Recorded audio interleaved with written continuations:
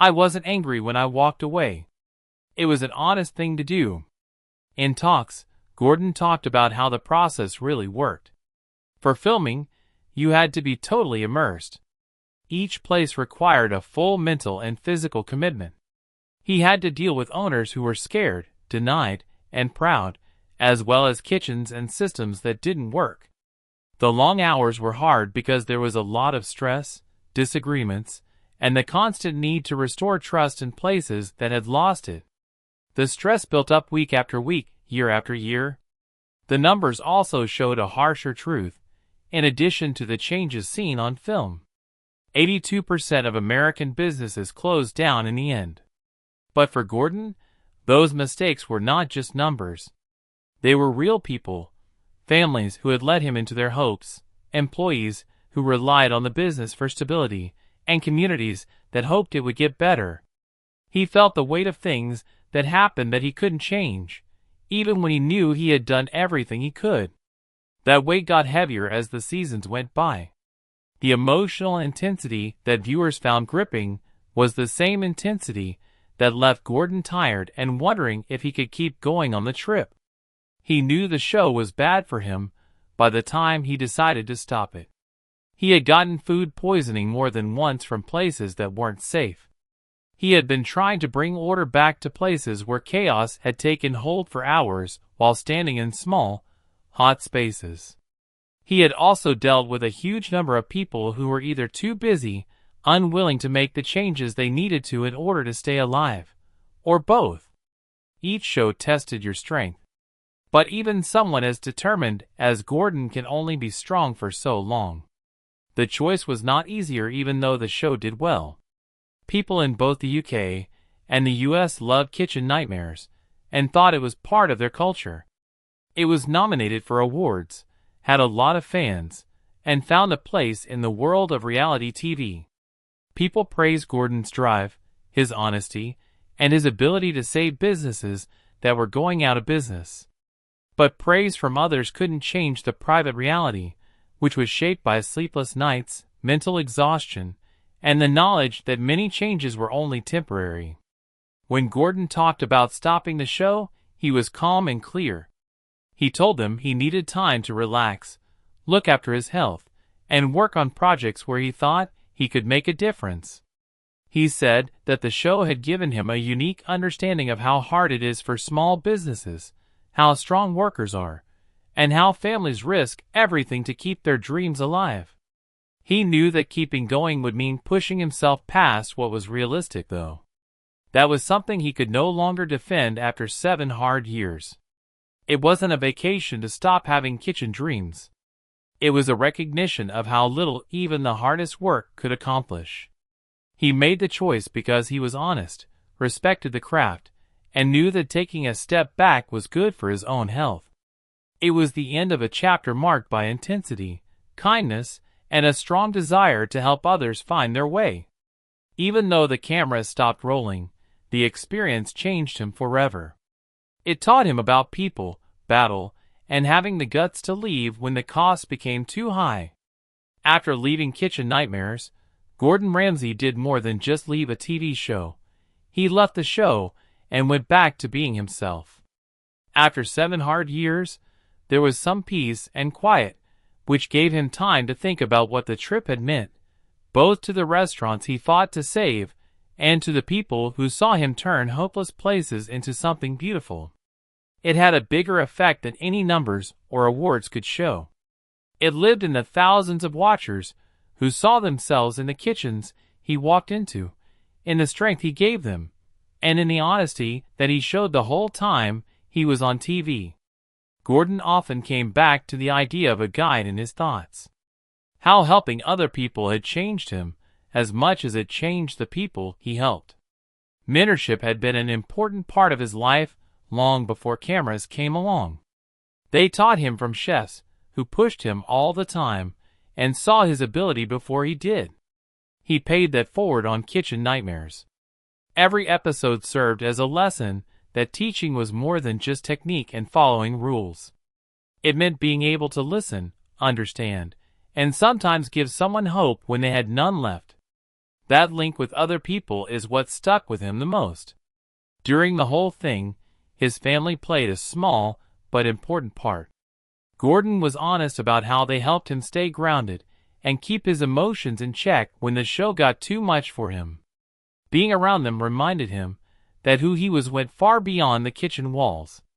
That grounding became very important in the years after stopping Kitchen Nightmares. He changed his focus to projects that would give him more security, freedom, and time with the people he cared about most. It was a return to the things that had shaped his life before he became famous. Kitchen Nightmares had an effect on culture that didn't end when the last show aired. People remembered how honest, open, and raw Gordon was when he told harsh facts with equal parts discipline and compassion. People talked about the show when they talked about sticking with something and being responsible. In the same way that long-term TV pairings, like the Guinness World Record-holding pair of game show hosts Pat Sag and Vanna White, became symbols of endurance in another part of TV history. Even though the forms were different, the comparison showed how Kitchen Nightmares changed the genre for good. Some restaurants closed, others made it through, and some did even better than expected, but the numbers didn't define the show's impact. What mattered was how each story showed people being human. The way Gordon saw failing businesses wasn't as shows, but as lives with hopes, fears, and responsibilities.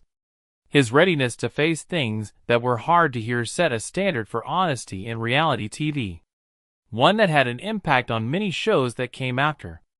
People were interested in more than just the fights. They were also interested in how things changed. The owner realized they still had something important to fight for at that time. Gordon didn't end with a showy ending in the last episode. Instead, he said thank you. He thanked the people who worked with him, the contestants who told him their deepest secrets, and the fans who were there for the whole thing. That moment was quiet and from the heart. It reminded him of how truthfulness had helped him get through every problem. He knew he couldn't save every business, but he had given each one his full attention, and that was enough in its own way. In the years that followed, Kitchen Nightmares continued to show how strong and kind Gordon Ramsay is. It showed a man who was driven to help others, even though his own problems were making him feel very down. It showed how a TV star really felt on the inside. The weariness, the caring, and the strong desire to make a change. And even though he moved on, the effect stayed with those who saw him fight, teach, and care for others with blunt honesty. When Gordon Ramsay left Kitchen Nightmares, he took with him the quiet weight of everything that 7 years had taught him about people, about sticking with something, and about how far even the most determined heart can go. His leaving wasn't an ending based on loss.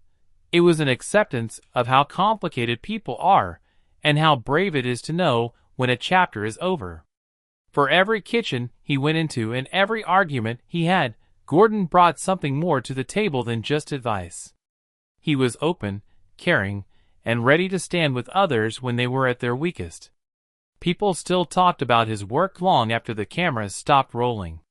People remembered the honest facts, the emotional turning points, and the glimmer of hope he brought back to places that others had given up on.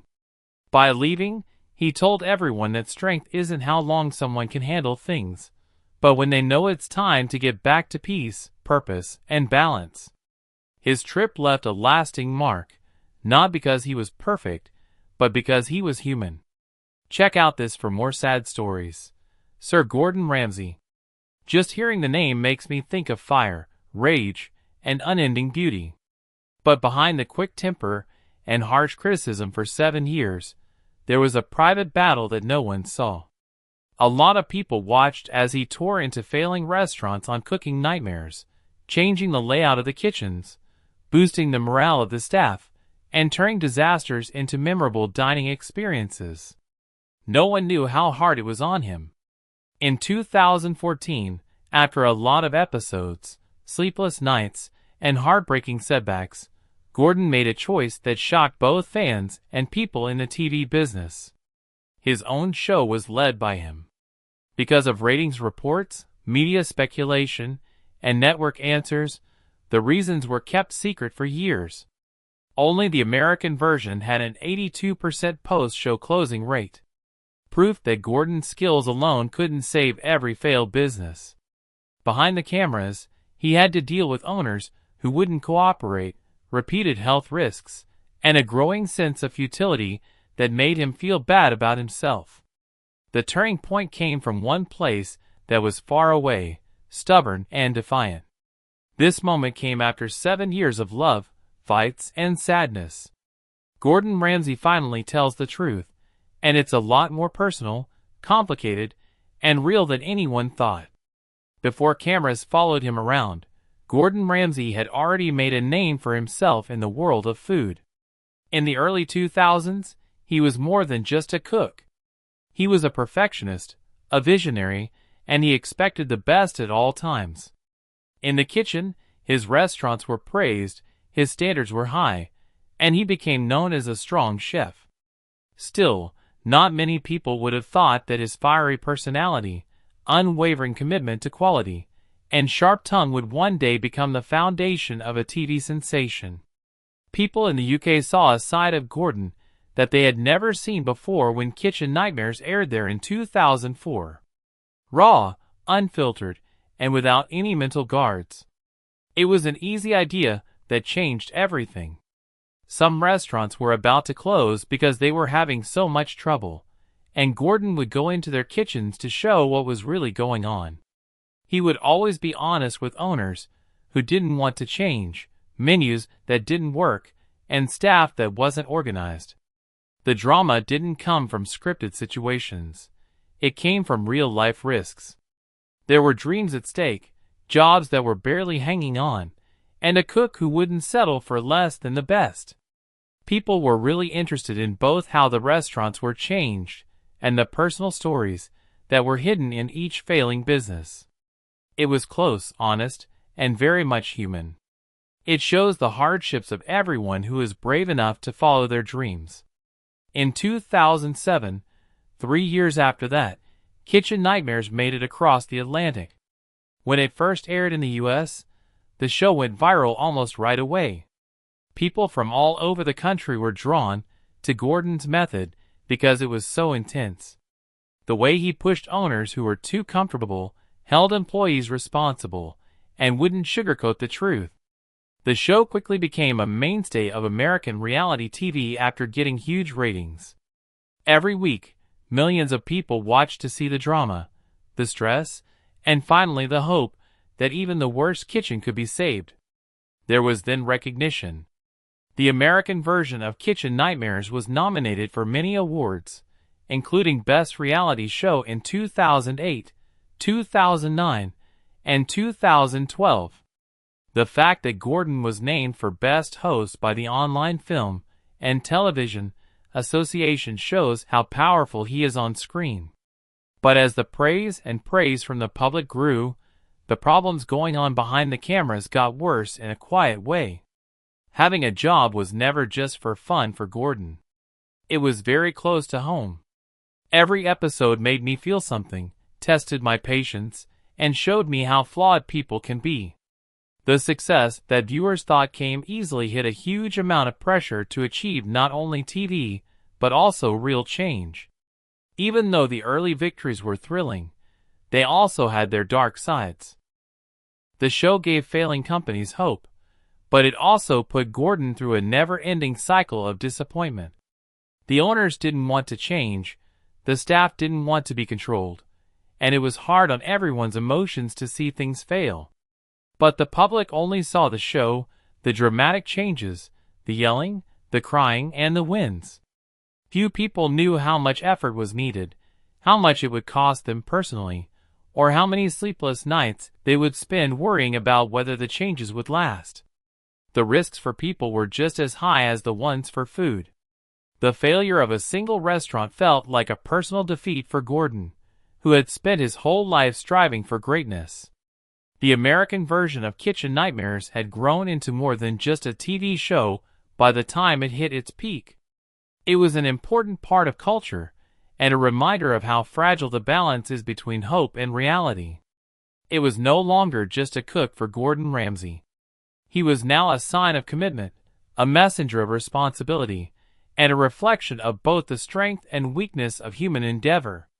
Even so, the seeds of fatigue, frustration, and doubt were slowly taking root behind the success, the praise, and the public image. Things that would grow into one of the most shocking choices he ever made years later. For Gordon Ramsay, the violent fights, yelling, and abuse that were the public face of kitchen nightmares were just a part of the story.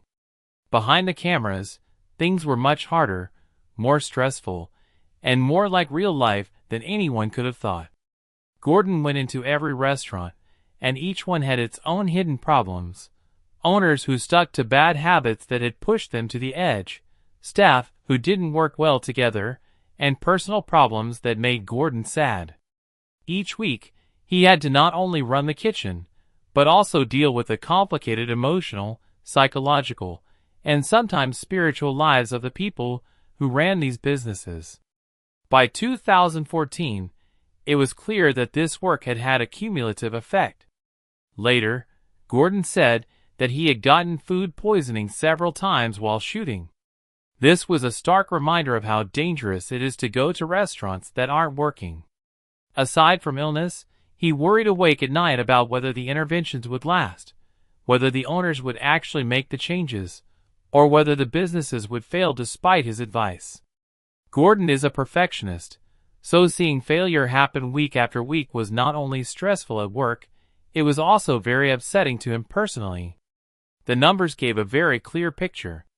Reality TV updates say that 82% of the American businesses that were on kitchen nightmares closed down in the end. Out of the 10 businesses he worked to save, only 2 were still open after years. These numbers were terrible for someone whose career was built on hard work, skill, and strict standards. As sobering as a reminder, no amount of cooking skill or management help could always fix the underlying problems that kept restaurants from making money. But it wasn't always just about the food or the staff. Gordon talked to owners whose goals were not always in line with what the show was trying to do. Some people seemed more interested in getting attention than in changing, acting for the cameras instead of doing the real work that needed to be done. Others didn't have the right attitude, skills, or honesty to run a business that would last, no matter how much help they got. Each situation called for calmness, tolerance, and strength. Every day, qualities are put to the test in high-stress, highly charged situations. Gordon was hurt both at work and in his home life. He talked about how emotionally draining it was to put money into businesses that, despite his best efforts, would fail in the end. It was frustrating for him to try to save companies whose owners were unwilling or didn't care. It made him lose his sense of purpose. Gordon was facing an emotional truth that went beyond the heat of the kitchen and the action on the screen. Few people ever saw the sadness of people failing over and over again. The hopelessness of knowing that no matter how hard he tried, things would not always turn out the way he wanted them to, and the stress of keeping his own standards high when he kept failing. At that point, something broke. Even though he went to hundreds of places, one experience stood out. A remote ski area in the south of France, whose owner was not only unwilling to cooperate, but also openly disobeyed the rules. This is where Gordon faced willful neglect, greed, and people who wouldn't accept the changes he suggested. Working with someone who didn't want to change became a defining moment because it was hard on an emotional and moral level. Years of anger, sadness, and physical pain came together in a single, clear realization. He could no longer keep up with the work he was doing on Kitchen Nightmares. Gordon had gained more than just business knowledge by the time he left the show. He had scars from 7 years of constantly dealing with flaws in other people, failing businesses, and his own limits. People who were watching dramas on TV couldn't see how raw, intense, and human these events were. Still, it was all of these secret battles, every moment of anger, every sleepless night, and every personal sacrifice, that made him decide to end the show. Kitchen Nightmares is really more about Gordon Ramsay than it is about the businesses he tried to save. The physical, emotional, and moral damage it did to him shows a side of fame and TV that isn't often seen. The human cost behind entertainment, the fragility behind mastery, and the quiet heartbreak of a man who gave up everything to save other people's hopes. It all changed in a place that, at first glance, seemed almost too beautiful to be connected with trouble. A ski area hidden in the hills of southern France. With fresh snow, cool mountain air, and picture postcard beauty all around, the place might have seemed peaceful. But in the resort restaurant, Gordon Ramsay was dealing with one of the worst problems he had ever seen in his work. It wasn't just bad management or money problems that were the issue. There was something much harder to face. Not caring at all about responsibility, accountability, or the basic morals of running a business for the general good. From the moment he got there, Gordon could feel the stress. The business owner was angry, rude, and proud of how rude they were. He was rude to every idea instead of taking them seriously or admitting how bad the restaurant's problems were. The kitchen showed that lack of care by having broken down tools, iffy food handling, and a general lack of concern for the safety of guests who trusted the business with their lives. This wasn't like other problems Gordon had seen in restaurants that were dying. It wasn't because they weren't trained well or because they were too busy, but because they didn't care. Gordon had been going to disaster zones for years and still found hope. He had seen owners cry as they talked about their fears and mistakes. He had seen families fight tooth and nail to hold onto goals that they had built up through hard work, faith, and savings. Even when things got heated, he could usually find something good in people that made him feel like the fight was worth it. But the thread wasn't there in that faraway French vacation. The owner wasn't being stubborn out of fear or lack of skill. It was pride, ego, and not wanting to change. Things got more troubling for Gordon as he looked into them. Standards weren't followed, food was treated badly, and the reasons given were never sincere or based on a desire to do better.